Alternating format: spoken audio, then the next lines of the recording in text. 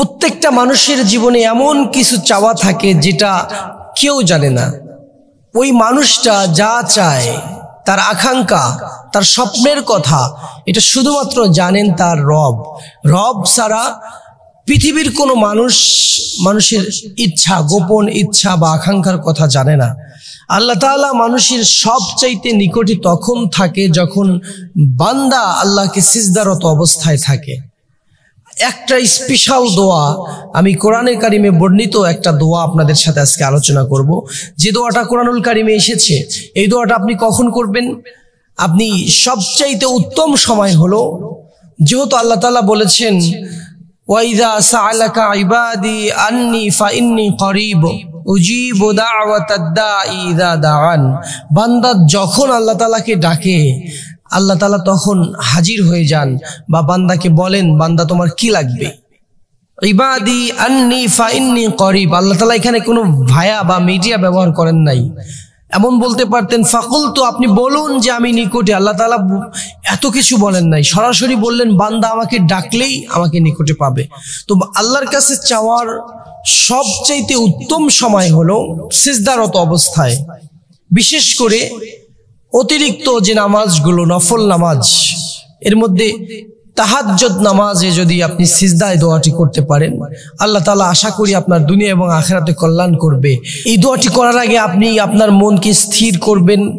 এরপরে আল্লাহ তাআলাকে সিজদারত অবস্থায় তাহাজ্জুদের নামাজে আপনি সিজদা করবেন। সিজদা করে সুবহানা রাব্বিয়াল আলা, সুবহানা রাব্বিয়াল আলা বলার পর আপনি যতবার ইচ্ছা বলবেন, অনেক লম্বা সময় ধরে আপনি আল্লাহ তাআলার প্রশংসা করবেন। আল্লাহ তাআলার প্রশংসা করে নেক কাজ করে যদি দোয়া করা হয়, আল্লাহ তাআলা সেই দোয়া কবুল করেন। আর বিশেষ করে একান্ত নির্জনে যে দোয়া করা হয়, এই দোয়াতে আমাদের ফিলিংস আসে ভালো, অনুভূতি আসে ভালো। এই বিশাল আকাশের মালিক, বিস্তীর্ণ এই জমিনের মালিক মহান আল্লাহ পাকের কাছে আপনি চাচ্ছেন, তাহলে আপনার বিনয়, আপনার নম্রতা কেমন থাকা উচিত আপনি এটা কল্পনা করতে পারেন। এই জন্য বিনয়ের সাথে, নম্রতার সাথে, ভদ্রতার সাথে সিজদা করে আল্লাহর মন খুলে প্রশংসা করতে হবে। সুবহান রাব্বিয়াল আলা, সুবহান রাব্বিয়াল আলা প্রশংসা করে আল্লাহ তাআলার কাছে আপনি চাইবেন যে দোয়াটি দিয়ে, যে দোয়াটির মাধ্যমে কোরআনুল কারিমে দোয়াটি এসেছে, আপনি 10-20 বার দোয়াটি পড়বেন।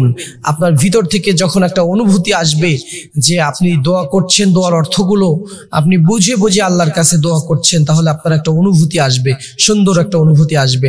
কোরআনুল কারিমের বর্ণিত দোয়াটি হলো রব্বানা আতিনা ফিদ দুনিয়া হাসানাতাও ওয়া ফিল আখিরাতি হাসানাতাও ওয়া কিনা আযাবান নার।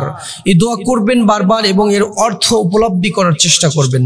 দোয়াটির অর্থ হলো আমাদেরকে দুনিয়া এবং আখিরাতে কল্যাণ দেন, ওয়াকিনা আযাবান নার, এবং জাহান্নামের আযাব থেকে, আগুন থেকে আমাদেরকে বাঁচান। এই বলে আপনি যখন দোয়া করতে থাকবেন, আল্লাহ তাআলা অবশ্যই আপনার দুনিয়া এবং আখিরাতে কল্যাণ দিবেন। আমাদের প্রত্যেকটা মানুষের জন্য আল্লাহ তাআলার একটা নির্দিষ্ট পরিকল্পনা রয়েছে। এই পরিকল্পনা বাস্তবায়িত হওয়া পর্যন্ত আমাদেরকে ধৈর্য ধারণ করতে হবে, সবর ইখতিয়ার করতে হবে। আল্লাহ তাআলা আমাদের দুনিয়া এবং আখিরাতে যেন কল্যাণ দান করে।